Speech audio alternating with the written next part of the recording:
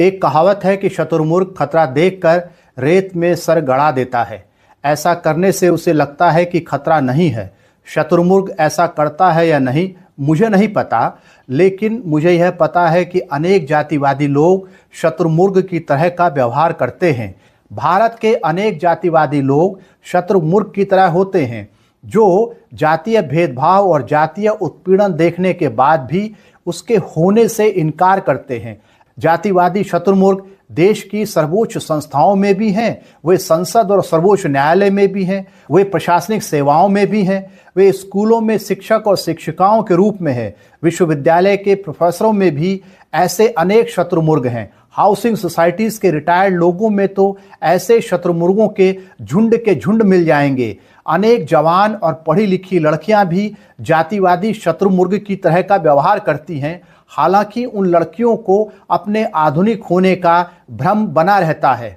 ऐसे अनेक जातिवादी हैं जो अपने पड़ोस में किसी दलित का बस जाना या उसका किराए पर कमरा लेकर रहना बर्दाश्त नहीं कर पाते, लेकिन जातिवादी भेदभाव की चर्चा होते ही वे लोग बड़ी चालाकी के साथ शुतुरमुर्ग बन जाते हैं। तो आपने सुना, मुख्य न्यायाधीश ने कहा कि भारत में जातिवाद तो है ही नहीं।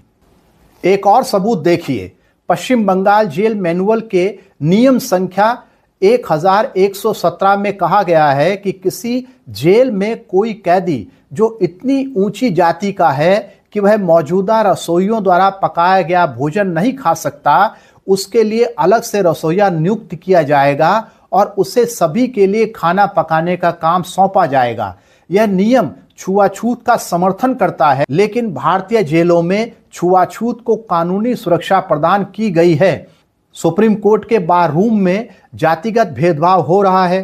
भारत के जेलों के नियमों में जातिगत भेदभाव को संरक्षित किया गया है और चालाक लोग कह रहे हैं कि जातिगत भेदभाव नहीं होता।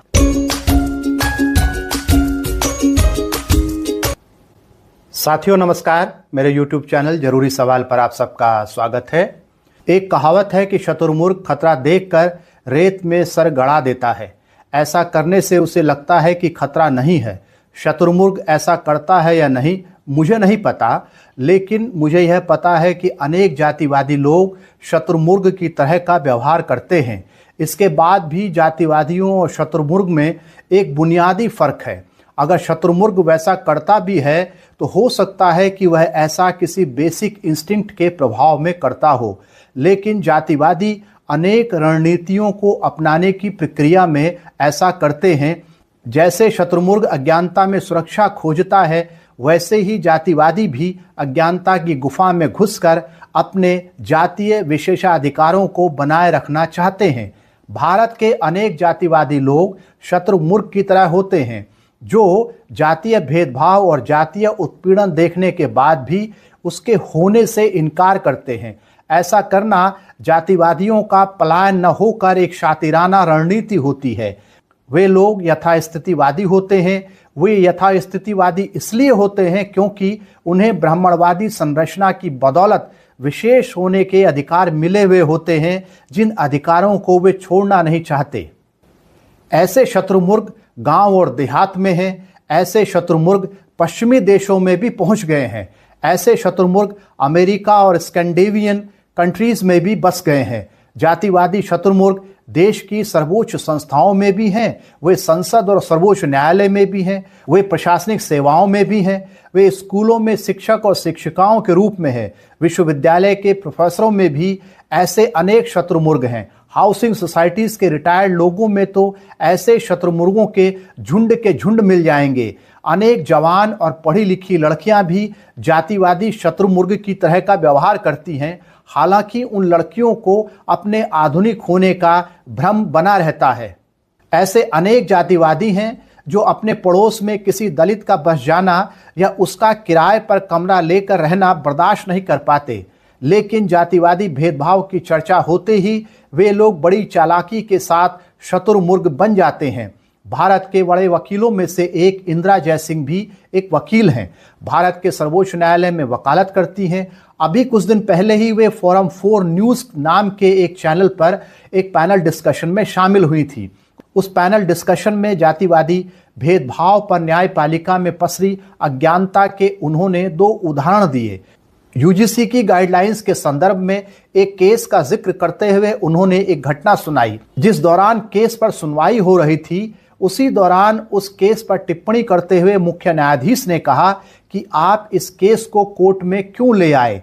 पहले आप उस वीडियो को सुन लीजिए। लेकिन जब चीफ जस्टिस ने अपना दिल खोल के बात की, उन्होंने जो आपने बताया है यहाँ के, उन्होंने क्या कहा, यही कहा कि इस देश में जातिवादी तो है ही नहीं, तो इस तरह का कानून क्यों लाए आप, यूजीसी को बोला। मैं सुन के चुप हो गई, हैरान हो गई।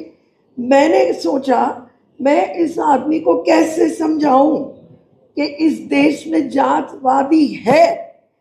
और एक छोटा सा किस्सा जो मेरे साथ हुआ था कोर्ट के अंदर, मैं आपको बताना चाहूंगी। हमारा जो लेडीज का बार रूम है, वहाँ पे एक पानी का डिस्पेंसर है, और मैं तो अपना पानी, अपना काम अपने आप करती हूँ। मैं किसी को कहती नहीं हूँ कि मुझे पानी का एक ग्लास दो। लेकिन वहाँ पे जितनी भी महिलाएं बैठी हैं, वो ऑर्डर करती हैं, एक गिलास पानी दे दो। इस तरह से बातें चलती हैं हमारे सुप्रीम कोर्ट बार एसोसिएशन में। उस दिन मेरी तबीयत कुछ ठीक नहीं थी। मैंने उस महिला को बोला, आप प्लीज़ मुझे एक गिलास पानी दे दो। उसका जवाब क्या था? उसका जवाब था, मैडम आप कैसे मेरे से एक गिलास पानी मांग रही हो? इस एसोसिएशन के कमरे में मेरे हाथ से कोई पानी पीता नहीं है। मैं चुप हो गई। उस समय मैं चुप हो गई। मैं क्या कर सकती हूँ? ना उस महिला को मैं कुछ सुकून दे सकती हूँ, ना मैं उसको किसी को जाके शिकायत कर सकती हूँ। उस समय तो चुप हो गई। लेकिन जब जरनैल सिंह का केस चल रहा था सुप्रीम कोर्ट में, बाय द वे मैंने मंडल कन्वेंशन से लेके आज तक जितने भी रिजर्वेशन के केसेस हुए उसमें मैं शामिल थी। पूरी जर्नी जो आपने सुनाई, कितने अमेंडमेंट्स, कितने कॉन्स्टिट्यूशनल अमेंडमेंट्स हुए हैं, रिजर्वेशंस एंड प्रमोशंस, उसके बाद सीनियरिटी, उसके बाद बैकलॉग, उसके बाद जरनैल सिंह, उसके बाद ये कहना कि SC/ST को अपनी बैकवर्डनेस प्रूव करने का कोई ज़रूरत नहीं है। ये सब के केसेस में मैं शामिल थी, तो मुझे ये पूरी कहानी तो पता ही थी। दूसरे तरफ से तो हमारे बहुत वरिष्ठ वकील राजीव धवन के जैसे लोग हैं, और हमने तो सुना है कि सुप्रीम कोर्ट के जजमेंट्स भी कोई और लिखता है, जजेस नहीं लिखते हैं। अब तो आसान रास्ता उनको मिल गया, AI से लिखवा देंगे, मामला खत्म। जजमेंट लिख के कोर्ट में बाहर आते हैं, हमें फैसला सुना देते हैं। हमारी अब वकीलों की कोई ज़रूरत नहीं पड़ेगी। तो जब चीफ जस्टिस ने ये बात कही, ये मैंने जरनैल सिंह का केस जब चल रहा था, मैंने कोर्ट को बताया। आप क्या मुझे क्रीमी लेयर के बारे में बता रहे हो? क्रीमी लेयर क्या चीज़ होती है मैं आपको बता रही हूँ। आपके इस छत के नीचे कास्टिज्म चल रही है, क्या आप करोगे इसके बारे में? तो आपने सुना, मुख्य न्यायाधीश ने कहा कि भारत में जातिवाद तो है ही नहीं।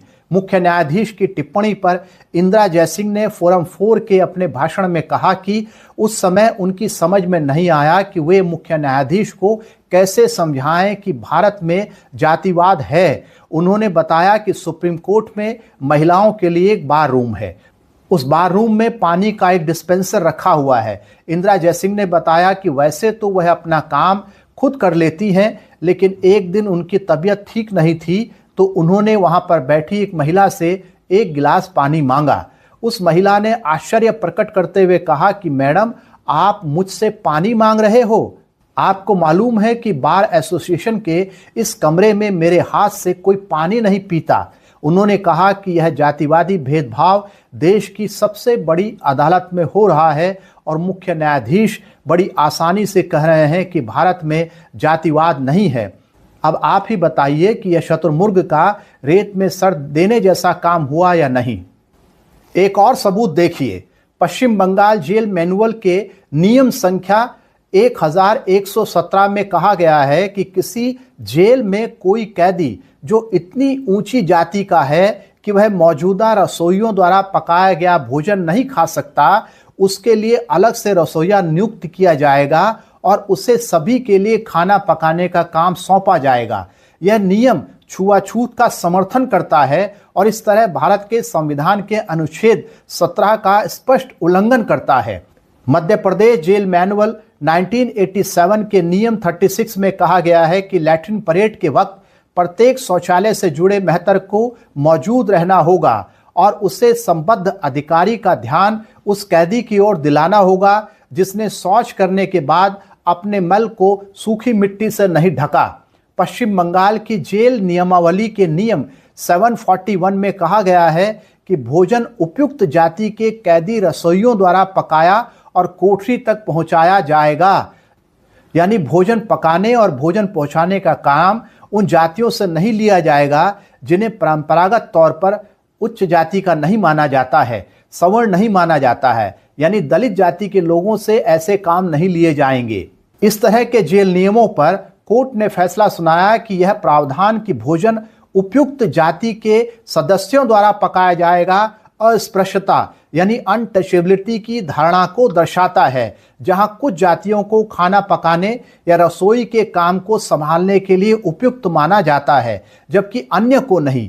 इसके अलावा जाति के आधार पर काम का बंटवारा अस्पृश्यता की एक प्रथा है जो संविधान के तहत निषिद्ध है, लेकिन भारतीय जेलों में छुआछूत को कानूनी सुरक्षा प्रदान की गई है। सर्वोच्च न्यायालय ने अपने फैसले में लिखा कि हाशिए पर पड़ी जातियों के व्यक्तियों को सफाई और झाड़ू लगाने का काम सौंपकर और उच्च जाति के व्यक्तियों को खाना पकाने की अनुमति देकर जेल नियम सीधे भेदभाव करते हैं। यह अनुच्छेद 15(1) के तहत प्रत्यक्ष भेदभाव यानी डायरेक्ट डिस्क्रिमिनेशन का एक उदाहरण है। आर्टिकल 15(1) कहता है कि the state shall not discriminate against any citizen on grounds only of religion, race, caste, sex, place of birth or any of them। सर्वोच्च न्यायालय ने लिखा कि शौचालय साफ करने, झाड़ू लगाने का काम केवल मेहतर जाति, हरी जाति या चांडाल या इसी तरह की किसी जाति पर थोपा जा रहा है जिसे निम्न श्रेणी का काम माना जाता है। हाशिए पर पड़े समुदायों के सदस्यों पर अशुद्ध या निम्न श्रेणी का माने जाने वाला काम थोपना अनुच्छेद 23 के तहत जबरन श्रम के बराबर है और इसलिए इस तरह के नियमों को सर्वोच्च न्यायालय ने अनकॉन्स्टिट्यूशनल घोषित किया था।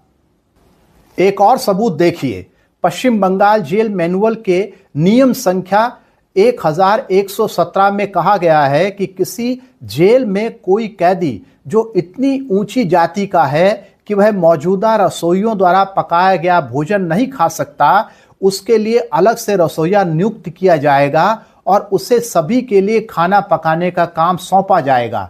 यह नियम छुआछूत का समर्थन करता है और इस तरह भारत के संविधान के अनुच्छेद 17 का स्पष्ट उल्लंघन करता है। मध्य प्रदेश जेल मैनुअल 1987 के नियम 36 में कहा गया है कि लैट्रिन परेड के वक्त प्रत्येक शौचालय से जुड़े मेहतर को मौजूद रहना होगा और उसे संबद्ध अधिकारी का ध्यान उस कैदी की ओर दिलाना होगा जिसने शौच करने के बाद अपने मल को सूखी मिट्टी से नहीं ढका। पश्चिम बंगाल की जेल नियमावली के नियम 741 में कहा गया है कि भोजन उपयुक्त जाति के कैदी रसोइयों द्वारा पकाया और कोठरी तक पहुंचाया जाएगा। यानी भोजन पकाने और भोजन पहुंचाने का काम उन जातियों से नहीं लिया जाएगा जिन्हें परंपरागत तौर पर उच्च जाति का नहीं माना जाता है, सवर्ण नहीं माना जाता है, यानी दलित जाति के लोगों से ऐसे काम नहीं लिए जाएंगे।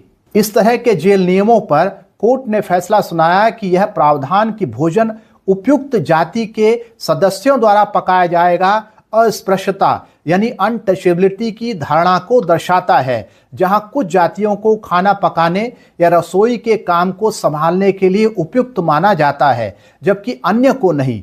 इसके अलावा जाति के आधार पर काम का बंटवारा अस्पृश्यता की एक प्रथा है जो संविधान के तहत निषिद्ध है, लेकिन भारतीय जेलों में छुआछूत को कानूनी सुरक्षा प्रदान की गई है।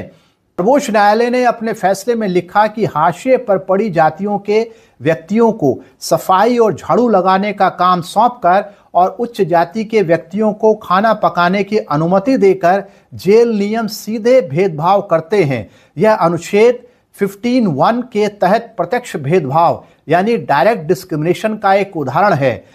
आर्टिकल 15(1) कहता है कि the state shall not discriminate against any citizen on grounds only of religion, race, caste, sex, place of birth और एनी ऑफ देम। सर्वोच्च न्यायालय ने लिखा कि शौचालय साफ करने, झाड़ू लगाने का काम केवल मेहतर जाति, हरी जाति या चांडाल या इसी तरह की किसी जाति पर थोपा जा रहा है जिसे निम्न श्रेणी का काम माना जाता है। हाशिए पर पड़े समुदायों के सदस्यों पर अशुद्ध या निम्न श्रेणी का माने जाने वाला काम थोपना अनुच्छेद 23 के तहत जबरन श्रम के बराबर है और इसलिए इस तरह के नियमों को सर्वोच्च न्यायालय ने अनकॉन्स्टिट्यूशनल घोषित किया था। लेकिन हैरानी की बात यह है कि भारत के मुख्य न्यायाधीश को लगता है कि भारत में जातिवाद नहीं है। सुप्रीम कोर्ट के बार रूम में जातिगत भेदभाव हो रहा है। भारत के जेलों के नियमों में जातिगत भेदभाव को संरक्षित किया गया है और चालाक लोग कह रहे हैं कि जातिगत भेदभाव नहीं होता। उनके ऐसा कहने को उनकी अज्ञानता या उनका शातिर होना कहा जा सकता है। भारत में जातिवाद का एक और उदाहरण देखिए। यह उदाहरण किसी कल्पना की देन नहीं है बल्कि नेशनल क्राइम रिकॉर्ड ब्यूरो के आंकड़ों पर आधारित है। नेशनल क्राइम रिकॉर्ड ब्यूरो की 2023 की रिपोर्ट में कई तथ्य दर्ज हैं।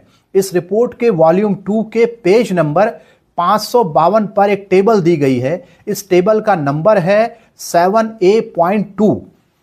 नेशनल क्राइम रिकॉर्ड ब्यूरो के आंकड़े बताते हैं कि जाति के आधार पर लोगों को पब्लिक स्पेसिस का उपयोग करने से रोका जाता है या पब्लिक स्पेसिस से गुजरने से, उन रास्तों से गुजरने से रोका जाता है। ये बात मैं नहीं कह रहा हूं, ये बात भारत सरकार की रिपोर्ट बता रही है। लेकिन कमाल यह है कि चीफ जस्टिस कह रहे हैं कि भारत में जातिवाद नहीं है।